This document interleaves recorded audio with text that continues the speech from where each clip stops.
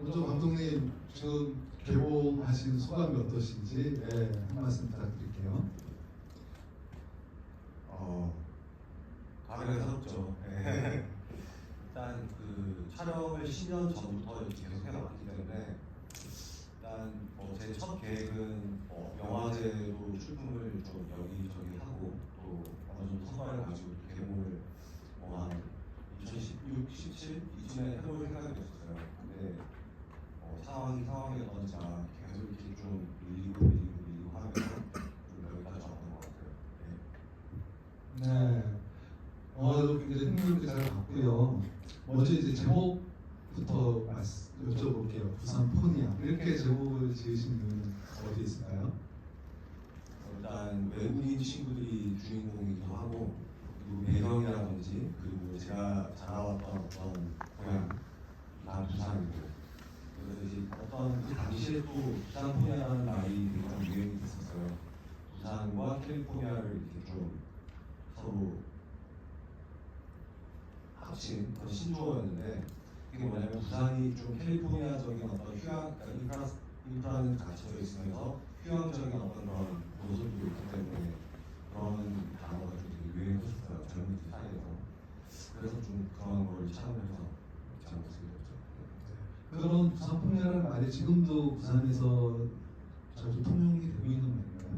이제 부산 포니아를 넘어서서 이제 뭐 다대포에서 나온 다대포니아도 있고 그래요? 좀 확장하고 있는 중이에요. 네. 참고로 감독님 오늘 부산에서 입석으로 올라오셨습니다. 지금 부산 해운대 어떤 그 바다 내용을 한껏 갖고 계신 그 상태로 여러분과 만나고 계시다는 거. 그리고 저도 태어나기는 부산에서 태어났어요. 그래서 그 영화사직에서 지금 고향을 알고 모델레이터 오늘 저를 섭외한 게 아닌가 그런 생각을 살짝 해봤습니다. 저는 오늘 처음 뵙고 부산 출신으로 처음 왔어요. 일단 영화 첫 장면부터 시작을 할게요.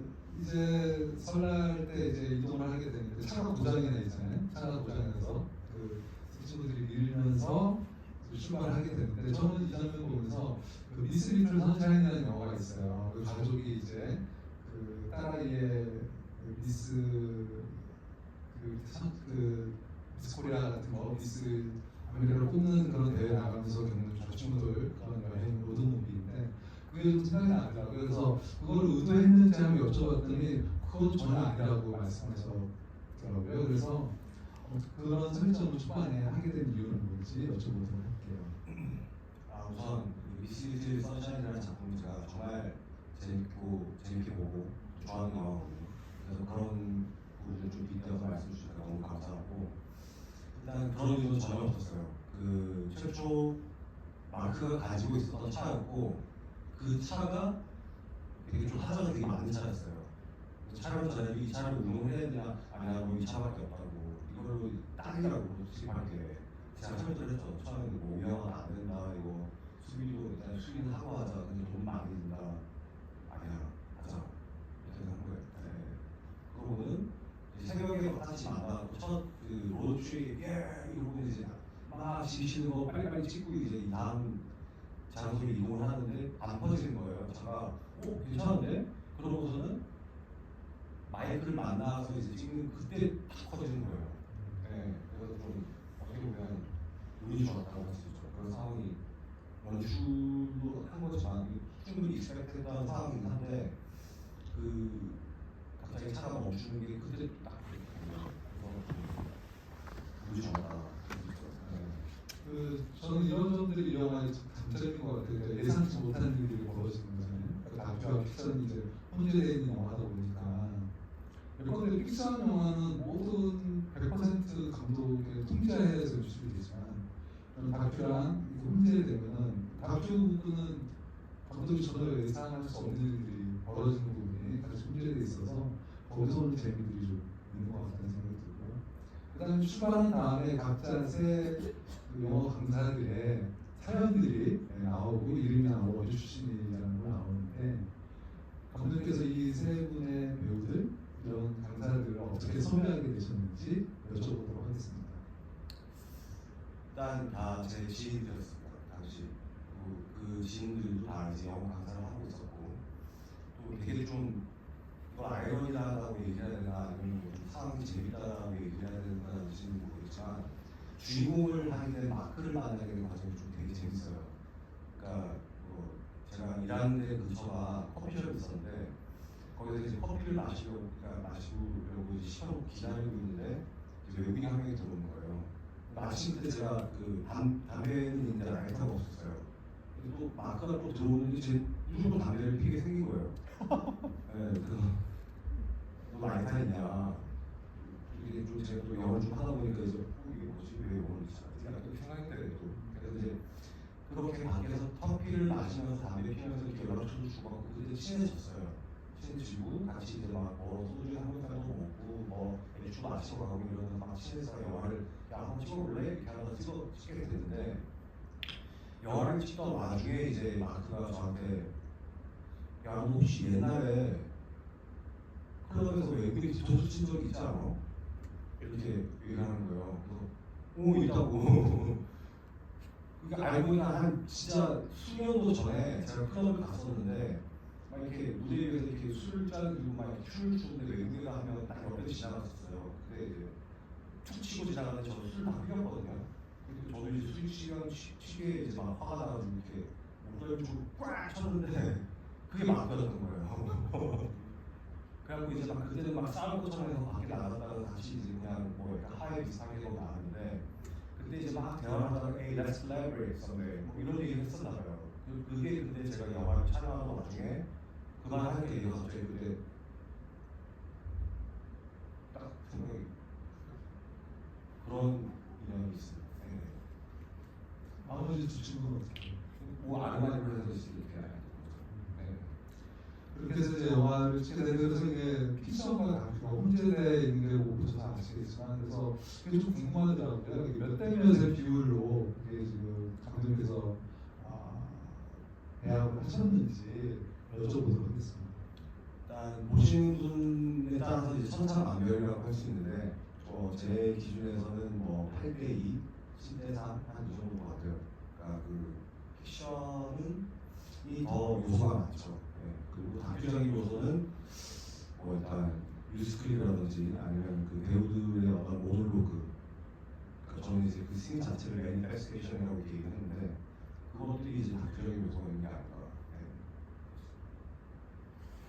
네, 이제 차를 타고 이제 출발하면서 또 각 그 세 명의 외국인 강사들의 사연이 나오면서 이제 대화를 하는데 저는 그게 흥미로웠어요. 이 세 친구들이 북한 김정은 이야기를 많이 하죠.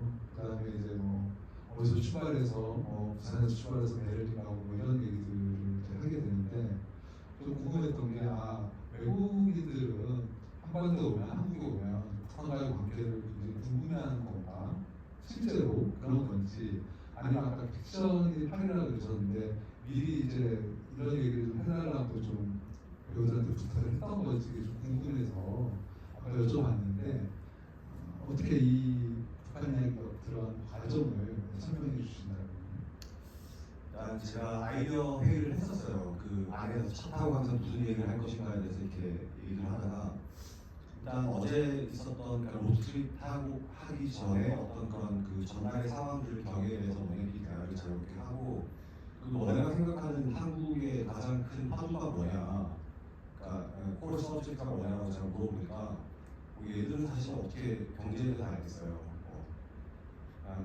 대통령이 누군지밖에 뭐 인지 못하고 근데 가장 얘들이 관심 있어하고 또 그나마 잘 숙지하고 있는 부분이 이제 한국의 분당 상황 그리고 김정은이라는 사람 그렇더라고요. 그래서 이제 그러면은 우선 이걸 제일 너희가 잘할 것 같으니까 이걸 좀 그 관련해서 인프라를 좀 해라. 그렇게 이게 2016년도에 찍은 거죠? 네 맞습니다. 2015년에 시작했어요. 그 무렵에 아마 여러분 기억하시는 분이 있을지 모르겠지만 한 미국인이 북한에 들어갔다가 잡혀가지고 오랫동안 감금돼 있다가 풀려나가지고 미국으로 돌아갔다가 죽은 사건 굉장히 이제 큰 사건이었죠. 원비어라는 친구 이야기인 거죠. 그래서 거기에 대한 그 세 외국인들도 좀 인지가 있었는지 감독님께서도 거기서 좀 영감도 받으실 게 있는지 이렇게 영감을 받지는 않고 인지는 하고 있었어요. 근데 이 친구들은 모르겠어요. 일단 영화 자체가 좀 로드식 시퀀스다 보니까 그런 다크한 얘기보다는 그래도 로드맨 이렇게 보는 그런 부분들이 좀 더 맞지 않나 상황 자체에서는 그런 생각을 했어요. 그리고 이제 새 친구들이 도착을 해서 텐트를 치고 캠핑을 하고 또 페가를 가고 그 다음날 일어나서는 퓨즈랑을 가고 그 다음에 식사를 하고 그 다음에 놀이공원을 가고 이러한 동선이거든요. 그래서 감독님께서 이것도 훨씬 더 많이 찍으셨다고 그러더라고요. 그 부분에 대한 좀 설명을 부탁드리겠습니다. 일단 로드트립 시퀀스 자체는 전부 다 이제 좀 그 상황을 주어진 상황에서 거의 다 즉흥 대사로 이렇게 했던 부분이 많아요.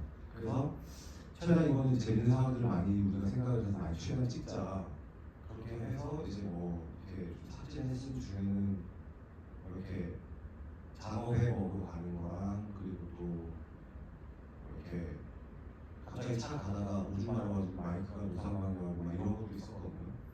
근데 이게 너무 또 개연성이 없고 이러다 보니까 어쩔 수 없이 쳐내게 되더라고요. 그리고 이제 이 오더는 맞아요. 그거는 이제 노출 시퀀스를 이제 최초 이제 상의를 할 때 이런 식으로 가는 게 가장 맞다 이런 게 좀 있었죠. 목적지까지 도달을 해서 그 캠프파이어를 준비하고 그 다음에 이제 같이 저녁을 먹고 술을 마시면서 또 밤이니까 또 그냥 자기가 아쉽잖아요. 어디 한번 또 놀러 가볼까 이러다가 이제 그냥 페어타워를 하게 되고 그런 형태로 이제 쭉 했었던 거죠.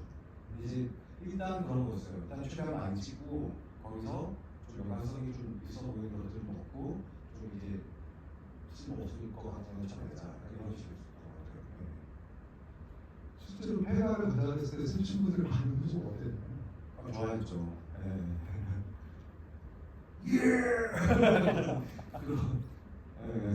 아니 보통 우리도 지금 밤에 페가하는 게 쉽지 않은데 외국인들 같은 경우에는 호기심도 좀 많이 작용했을 것 같기도 하고 그걸 감독님께서 그걸 좀 원하셨던 거죠? 저는 그런 걸 많이 원했죠. 왜냐하면 또 외국 친구 자체가 좀 그런 탐험심이나 이런 게 되게 세거든요. 그렇죠. 아무래도 외국인들 자체가 서양 사람들이 대부분 그렇죠. 동양인들보다 좀 탐험심이 좀 강한 그런 성향들이 있으니까. 그 다음에 이제 갔는데 그 사진기에 이제 배터리를 놓게 되죠. 그러니까 차도 고장나 있고 그 다음에 갔는데 사진기에 배터리도 안 가고 사진도 좀 제대로 찍을 수 없는 상황이 되고 저는 딱 이 두 가지 설정을 보고 나서는 감독님께서 이 여행은 실패할 수밖에 없는 이야기겠구나. 세 명이 호기롭게 아주 출발을 해서 우정을 가지기로 떠나긴 했지만 이 세 명의 이야기가 일단은 해피엔딩으로 끝날 것 같지 않다라는 느낌으로 왔었거든요. 근데 저는 감독님께서 이제 일부러 애초부터 설정을 했던 건지 여쭤보도록 할게요. 전혀 그런 게 아니었습니다. 일단 목선이라는 거나요? 그런 의도는 없었는데 일단 마크가 이제 그 카메라 배터리를 못 챙겨오게 된 그 연유가 뭐냐면 보통 사진 찍는 친구들은 어디 여행 가도 사진 찍는 거에 되게 집중 많이 하잖아요. 그래서 그런 걸 애초에 찾아내는 거였어요. 그러니까 마크가 이제 그 배터리를 못 챙기고 인해서 오롯이 생명의 시간을 더 즐길 수 있는 보통 이제 사진 찍는 친구들은 또 같이 놀러 가도 저거 되게 멋있다 이러면서 이제 또 오롯이 그걸 즐기지 못하고 사진 찍는 거에 또 이제 집중하다 보니까 차라리 그걸 딱 차단하고 그냥 이제 생각 친구 우정에 이렇게 좀 더 집중하려는 그런 게 있었죠. 네, 영화 보시면 아시겠지만 감독님 출연하신 거 기억나시죠? 네, 어디 출연하는지 다 아시네요. 그래서 좀 흥미로워서 영화하고 강사인데 영어를 못하는 원장인데 영어를 못하는 설정 그리고 쌍둥이를 하면서 서로 이렇게 굉장히 이제 코믹스럽게 연출된 부분이죠. 그래서 그런 설정을 집어넣으신 이유는 어디 있는지 여쭤보도록 할게요. 일단 시나리오를 쓸 때 악역이잖아요. 그 주인공 중에 3명 중에 2명을 해고를 해야 되는 상황이고 그래서 그 악역이긴 하지만 악한 사람은 아니었다는 그런 거를 좀 제가 나를 내포하고 싶었어요. 그냥 상황이 그렇게 됐을 뿐이지 악의 주체는 따로 있고 구성원은 그렇게 나쁜 사람이 아닌데 어쩔 수 없이 그렇게 할 수밖에 없는 그런 상황이 좀 있었던 거예요. 근데 지금 한 명이 단 한 명의 어떤 원장이라는 사람이 그 모든 걸 하는 거는 되게 단조로워 보일 것 같았고, 아 이거 좀 코믹한 상황을 만들어보자, 그렇게 해서 이제 좀 그렇게 하게 된 것 같아요. 굉장히 좀 흥미롭게 봤어요. 그 부분은. 네. 그래서 전화를 바꿔주고 네가 얘기해봐라 이러고 이제. 아니 실제로 그 영화하고 원장님이신데 영어를 못하시는 분들 많아요. 네. 되게 저는 당시 이해가 안 가가지고 그 부분은. 보시면 아시겠지만 혼자서 거의 다 찍으니까 자막 엔딩 크레딧 올라가는 거 보셨죠? 전부 다 감독님이 쫙쫙 올라갔잖아요. 우리가 대충 보기만 하더라도 연출하셨죠, 촬영하셨죠, 조명하셨을 것이고, 편집하셨죠, 또 번역하셨죠, 자막하셨죠, 연기도 하셨죠. 일을 몇 역을 했는지도 모를 정도로 많이 하셨는데 이 중에서 가장 힘들었던 건 뭐가 있어요? 편집. 어떤 점에서 편집이 되죠? 많은 부분이거든요. 혼자 이렇게 해야 되기 때문에 그 사람과의 교류가 전혀 없어요. 그러니까 이제 좀 혼자 딱 있는 그 공간에서, 그리고 이제 이게 프레임을 다루는 그런 작업이다 보니까 되게 좀 쉽지 않은 작업이긴 하죠. 되게 외롭고 또 편집이가 대부분 이제 편집 기사들이 더 영화를 만들 때 버전이 여러 개 만들거든요. 그러니까 이게 좋을지 이 버전이 좋을지 잘 모르니까 감독님께서 그럼 여러 버전을 만드셨을 것 같아요. 어느 거를 좀 앞에다 놓고 어느 거를 뒤에다 빼고 뭐 이런 과정들이 있었을 것 같은데 편집 과정에 대해서 좀 설명을 해주신다면 몇 가지 버전을 좀 더 만들었다든지 최종 버전이 나오기까지는 되게 많았죠. 많고 지금 이게 단으로 건데, 사실 여기에도 이렇게 좀 그 파이널 프로덕트긴 하지만 완벽하진 않아요. 근데 그거는 제가 좀 의도한 부분이 좀 있는 것 같고, 그리고 거기에 대해서 이렇게 좀 부연 설명은 제가 기회가 되면 추후에 좀 드리도록 할게요. 저는 좀뭐 있었던 것 같아요. 네. 이게 혼자서 거의 영화를 만들고 제작하시고 해가지고 제작비가 얼마나 들었을까 여러분 궁금하지 않으세요? 얼마 정도 들었을 것 같아요? 2016년을 처음 찍었을 때의 기준으로 2천만 원이요? 2억? 2억이요? 말씀해 주시죠. 한 5, 6천만 원 정도 들었습니다. 순수 제작비, 부대 비용 따로. 근데 그 과반 이상이 다 10kg 나왔어요. 왜냐면은 그 원어민 친구들이 그 직업 배우가 아니잖아요. 그래서 이제 좀 되게 제가 되게 막 모시면서 이렇게 찍었거든요. 되게 맛있는 것도 먹이고 뭐 이렇게 막 회의할 때도 되게 좋은 카페 같은 데 가서 이렇게 좀 분위기 있게 회의하고 그런 게 좀 있었죠. 갑자기 그 웰컴 투 도마골에 그 대사가 생각나네요. 영도역의 비밀이 뭡니까? 물어보더니 그쪽 마을 이장님이신가? 그 마을 원로께서 많이 먹여야 된다는 말. 웰컴 투 도마골이라는 영화에 나오는데 많이 아까 얘기들 보니까 뭐 삼계탕도 사주고 뭐 굉장히 뭐 술도 마시고 실제로 그 대사가 좀 작용했던 것 같아요. 그러니까 많이 먹여야지 당연히 이제 따르죠. 우리도 마찬가지잖아요. 회식을 잘해주는 상사랑 같이 회사 생활도 잘하게 되고.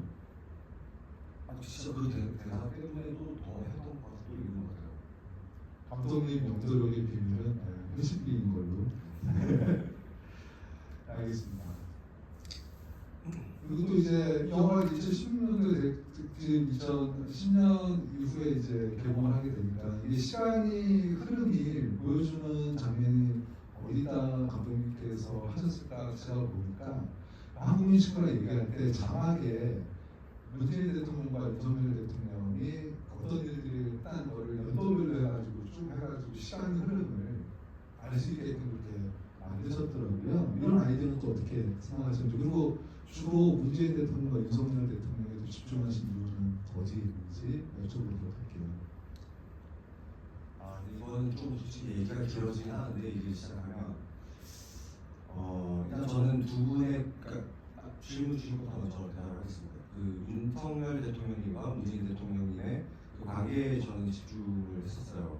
그러니까 어떤 식으로 이제 그 윤석열 대통령님께서 그 탄핵 정부에서 했던 역할이라든지 그리고 이재명 대통령의 임기 시절에 그 분께서 이제 또 검찰총장이 되고 그러면서 이제 좀 이렇게 또 나중에는 그 민주당의 그 반하는 당에 들어가서 대권 후보가 되고 대통령이 되는 과정 이런 것도 좀 있었는데 그 두 분의 관계였던 부분이었던 거고 그 저도 이제 가자면 이것까지 확장을 좀 해도 네. 그러니까 영화를 최초 제가 이제 딱 찍어야겠다고 마음이 들었던 거는 그 뉴스 기사 하나를 보고 제가 그거는 좀 너무 사회적 문제가 생길 수도 있다는 게 되겠는데 이게 있었어요. 그게 이제 영화에도 지금 올라가 있는데 그게 그 원어민 강사 채용 금지법을 이제 한다. 그 규제라고 얘기해야 되나요? 그거를 아니면 금지법을 그 어느 정도 규제죠. 규제죠. 네. 그래서 이거는 만약에 이게 진짜 실행이 되면은 한 산업을 파괴를 한다는 그런 아주 좀 위험한 발상이라고 저는 생각했거든요. 그리고 그 기사를 뜬 걸 보고 이제 원어민 친구들한테 보여주니까 얘들이 되게 막 우는 애도 있고 막 나 어떡하지 진짜 지금 돌아가면 안 되는데 막 이렇게 되게 안절부절 못하는 애도 있고 막 아무튼 그랬었어요. 하물며 거기 종사하시는 분들도 많이 있을 텐데 와 다들 다 비슷한 마음이셨겠죠. 거기서 이제 계속 파생이 된 거예요. 그러니까 이 작품을 하게 된 어떤 그런 호시, 시발점 뭐 이런 거는 그 기사가 아닙니다. 네. 저도 이제 영화를 보다가 저런 정책을 시행하려고 했었나라는 생각이 들 정도로 굉장히 깜짝 놀랐거든요. 아니 저런 선뜻 이해할 수 없는 저런 걸 왜 하겠다는 거지라는 생각이 있었는데 아까 여쭤보니까 감독님께서 그게 그 감독님도 그걸 이해를 잘 못하는 상황 속에서 이걸 영화로 한번 풀어보자라고 시작한 게 이 부산 분야의 첫 번째 시발점이었다는 거 여러분들 이해가 됐을 것 같고요. 약간의 부연설명을 좀 드리자면 그 뉴스 클립이 나오고 뜬 건 민감한 부분일 수 있지만 저는 이야기 속의 이야기라고 생각을 하고 일부러 좀 그렇게 좀 확장한 부분이 있거든요. 그래서 그건 제가 제 설명이 좀 필요할 것 같기도 했어요. 그러니까 그만 당장 딱 보면 이게 뜬금없이 이게 왜 나오지? 이렇게 생각하실 수도 있는데 그거는 어떻게 보면 제가 의도적으로 이야기 속의 이야기를 하나를 푼 거예요.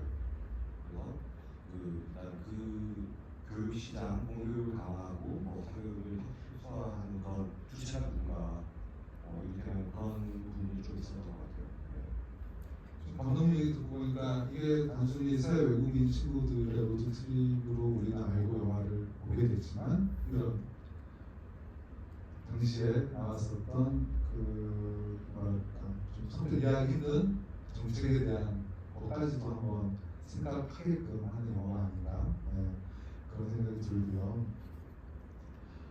그다음에 이제 제가 또 궁금했던 거는 세 친구 중에 두 명이 떠나잖아요. 그러니까 한 명 마크가 남고 우리 영화가 이렇게 진행되는데 중간 정도에 떠나잖아요. 그 두 친구가. 그래서 그 부분은 픽션의 영역에서 감독님께서 미리 생각을 해놓고 설정을 해놓고 이렇게 진행이 된 거였는지 아니면 쓰려고 하는데 예상치 못하게 뭐 고국에 일이 생겨서 돌아가게 생긴 건지 좀 궁금하더라고요. 그거는 일단 그건 픽션적인 요소가 되게 많고 그리고 일단 처음에 제가 계획을 했던 거는 딜런만 보내버리자. 그러면서 이제 새 친구가 이제 딜런의 이별 여행을 위해서 이렇게 그 점진적으로 이제 좀 후반부로 가면서 이렇게 계속 인물들을 끌고 가려고 했었거든요. 그 구성원들이 다 같이. 근데 마이크가 중간에 쳐버린 거예요. 아니 나는 지금 하고 싶은 거 너무 많다고. 지금 뭐 모듈 게임도 하고 싶고 내가 럭비를 했었는데 주말에 같이 시간이 안 되는 거예요. 럭비 팀은. 그래서 외국인 럭비 팀. 그래서 거기서 막 하고 막 이러다 보니까 하루 이상 있었죠. 야 너 이거 하기로 해도 왜 자꾸 이렇게 빼는 거야? 막 이렇게 하다가 야 그럼 나 안 할래 이렇게 된 거예요. 그래서 이제 그러면 알았어. 오늘 집에서 수고했으니까 오늘 떠나는 거 하자. 삼겹살 아무리 많이 사줘도 결정적 떠날 때 떠나네요. 맛있는 걸 아무리 많이 사주게 되더라도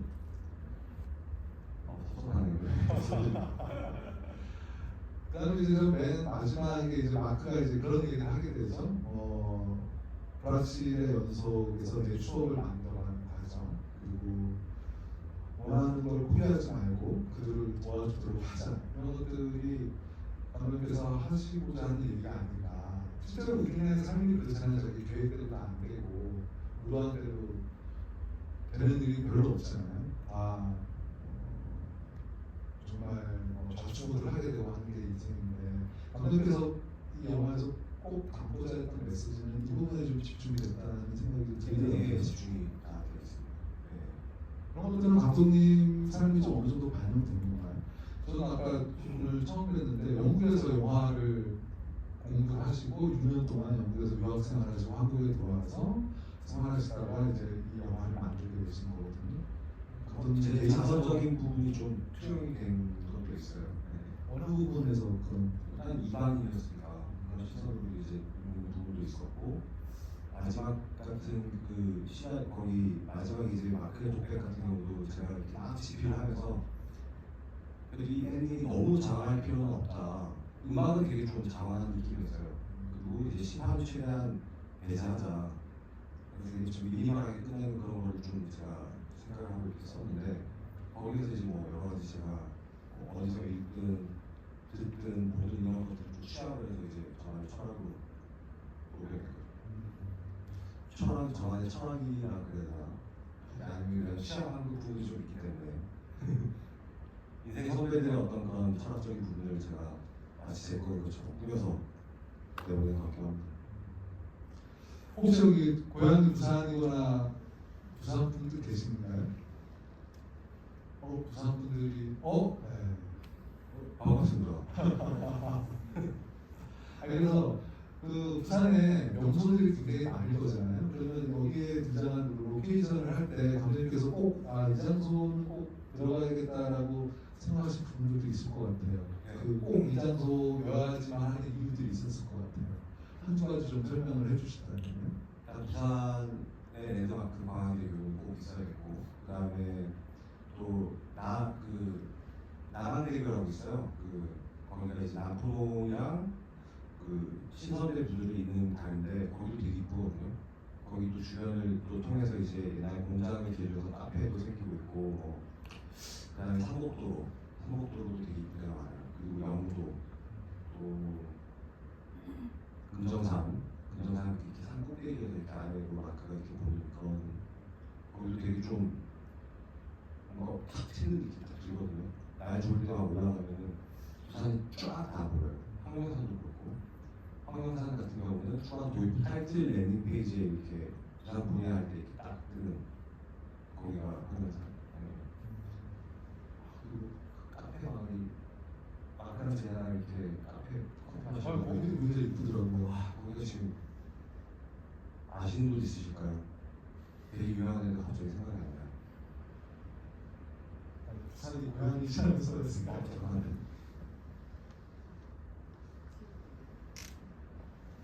거기 그 어린 왕자 동상이고 감천 문화마을 맞아요. 네, 거기. 그러니까 거기서 이제 감천 문화마을에서 이렇게 마시거든요. 근데 그 카페가 가장 그 감천 문화마을 그 뷰를 좀, 당시에는 그랬어요. 지금 더 좋은 데가 많이 좀 여러 했지만, 근데 제가 여기서 이렇게 다니다 보니까 거기가 확 트이는 게 제일 좋더라고요. 진짜. 아무래도 부산 로컬 영화다 보니까 부산의 이쁜 지역들이 많이 나오는 것도, 그리고 또 새 친구들의 이야기가 좀 어우러지는 점도 이 영화의 좀 강점 중에 하나가 아닌가 그런 생각을 하게 되고요. 음악도 굉장히 인상적인데 그 후반부에 보면은 호주에서 싱어송라이터 KT가 이제 노래를 부르는데 힘겨운 사랑에 관한 노래가 아니고 기타를 치면서 노래를 하는데, 제가 좀 인상적이었던 거는 자막을 거기다 붙이셨는데 그 노래 가사에는 자막을 안 붙이셨어요. 그래서 일부러 이렇게 자막을 안 다셨던 건지 여쭤보도록 할게요. 자막이 안 나는 구간이 두 군데가 있거든요. 그거는 한 구간은 이제 여지로 남겨둘게요. 어디서는. 네. 근데 그게 안 나는 이유가 뭐냐면, 제가 그 가사를 받았어요, 케이트한테. 근데 지금 제가 그 당시에는 어떤 강박이 좀 있었냐면, 모든 가사는 다 영상화를 약간 좀 가사에 맞게 해야 된다는 그런 게 좀 있었거든요. 근데 지금 가사를 듣다 보니까 이게 제냐만의 아픔이 아니라 이 모든 구성원이 다 이렇게 가지고 있는 그런 아픔들을 케이트 노래에서 이렇게 한국에서 담고 있었던 부분이 있기 때문에, 이거 차라리 가사를 이렇게 좀 넣지 말고 어차피 서두에 디피컬트 러브라는 그런 걸 깔고 가니까 그거만 인지하고 그냥 영상에 집중할 수 있게 하자 관객들을 위해서 그런 일도 자막을 되셨죠. 약간 그 디테일하게 들어가면 영상 구현이 이거 좀 너무 시골이랑 관련이 없겠는데 약간 이런 생각이 좀 드니까 아예 자막을 빼고 그냥 인물들에 집중하자 이런 생각이 있었죠. 그렇죠. 아무래도 자막 그 노래 자막 계속된 그 내용에만 그 집중하게 되면 근데 기자님 진짜 대단하신 게 처음 이렇게 여쭤보신 분이세요. 네. 되게 디테일하게 영화를 봐주셨던 거죠. 저도 밥값을 해야죠. 최대한 그 여러분들께서 이 영화와 가까워지도록 하는 게 모더레이터의 역할이라고 생각을 해서 최대한 열심히 보려고 노력을 했습니다. 그리고 아무래도 그 여러분들도 궁금하지 않으세요? 10년 전에 이 세 친구들은 지금 어떻게 지내고 있을까? 각 세 친구의 좀 근황을 좀 설명해 주시면요. 일단 찾은 친구는 마크밖에 없고 또 마이크도 연락이 되긴 했는데 한국에 없어요. 그리고 마크랑 딜런 한국 여자친구가 당시에 있었는데 그 여자친구랑 결혼했다는 소식을 들었거든요. 네. 근데 연락이 안 돼요. 이렇게 제가 뭐 수소문을 해도 이렇게 찾아지지가 않고 마이크는 그 영국 여자분이랑 한국에 계셨던 당시에 그냥 결혼하셔서 이제 외국에 나가겠더라고요. 어딘지 뭐 얘기는 안 하는데 마크만 지금 한국에 있어요. 마크는 그 한국이랑 결혼해서 이제 한국에서 여전히 완전히 이제 뭐 한국인으로 기여해도 되는 거 아니에요? 그 정도 오래 살았으면? 그냥 한국말을 잘 못하더라고요. 영화에서 그게 설명이 되어 있다고 한국말 잘 못하는 거예요? 네, 아직도 10년이 더 한국말 여러분 아시겠지만 외국인들이 배우기에는 굉장히 어렵습니다. 한국인들도 한국어 제대로 구사하는 게 쉽지 않잖아요. 네, 그런 것 같습니다. 저희가 지금 벌써 50분이어가지고 시간이 많이 흘렀는데 혹시 그 감독님이나 혹은 영화에 대해서 혹시나 궁금한 거 있으세요? 사소한 거라도 영화 본사 저런 거 어떤 의도가 있었는지 좀 저보고 네 저희 나머지 그냥 크게 말할게요. 네. 제 기억에는 작품 초반에는 BGM이나 사운드 이펙트가 거의 없었던 것 같은데 왜 그렇게 편집을 하셨을지 궁금합니다. BGM이랑 사운드 에펙트요? 네. 초반부에는 그게 없었다고요. 마지막에 이제 진짜 마지막 부분에만 음악이나 이런 그 초반에는 음악이 좀 있긴 있어요. 도입부랑 그다음에 이제 각 캐릭터가 모노로그 할 때 그때는 도처에 조금씩 이렇게 있긴 있어요. 근데 영화는 이제 매번 또 음악을 틀 수는 없으니까 그렇죠. 그래서 이제 딱 적절할 때만 이렇게 음악 감독님이 또 계시거든요. 따로 그분께서 잘 설계를 해주셨어요. 네. 그럼 이어서 제가 질문 드리자면 음악 감독님에게 이 영화에 대한 음악을 어떤 테마로 만들어달라고 좀 부탁을 하셨는지 음악 감독님과의 소통을 어떻게 하셨는지 여쭤볼게요. 일단 그분 정말 잘하시는 분인 것 같아요. 진짜 능력자라고 저는 진짜 생각을 하고 형님 같은 경우는 제가 일단 경쾌해야 된다. 그리고 각 나라별 그러니까 그 모노로그 씬 있잖아요. 그 로드트립 할 때 이제 아이들이 이렇게 독백을 하는 그 시퀀스에서 그때 나라에 맞는 그 음악 아니면은 캐릭터에 맞는 음악을 좀 만들어 달라. 그래서 아부다비나 이런 그 마이크 같은 경우는 중동에 좀 색깔이 좀 있는 그런 음악이 좀 된 것 같고 마크 같은 경우는 좀 약간 맨후드 좀 남성적인 그런 성향이 강한 딜런은 좀 우울한 그런 형태의 음악이었는데 근데 이제 제가 이제 뭐라고 이렇게 레퍼런스를 줬냐면 굿, 배드, 위어드 그리고 색깔로는 그린, 레드, 블루 뭐 이런 식으로 이렇게 좀 각자의 어떤 캐릭터를 좀 이런 식으로 색깔을 살려달라 이런 얘기를 했었죠. 막 잘 캐치하셔가지고 되게 좀 잘 만들어주셨더라고요. 감독님 설명 들으니까 음악이랑 더 영화가 잘 매치는 게 아닌가 그런 생각을 좀 하게 됩니다. 혹시 뭐 또 다른 질문 혹시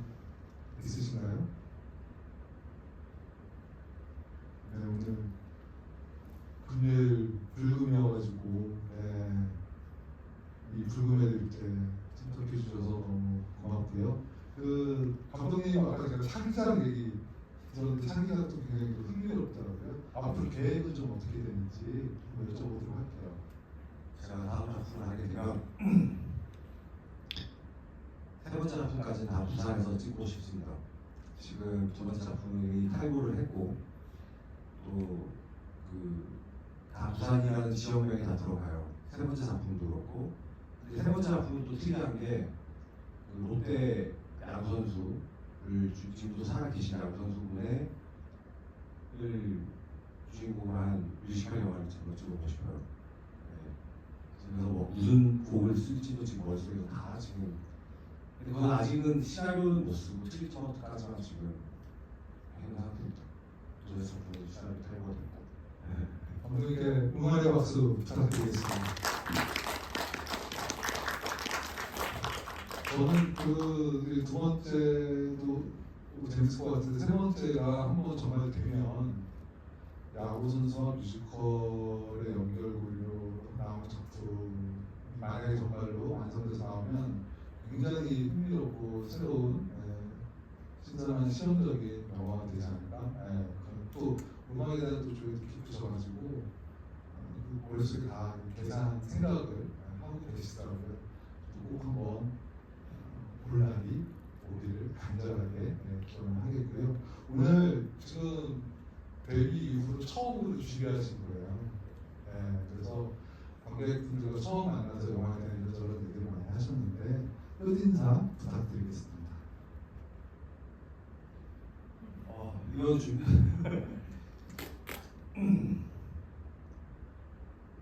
영화 다들 재밌게 보셨어요?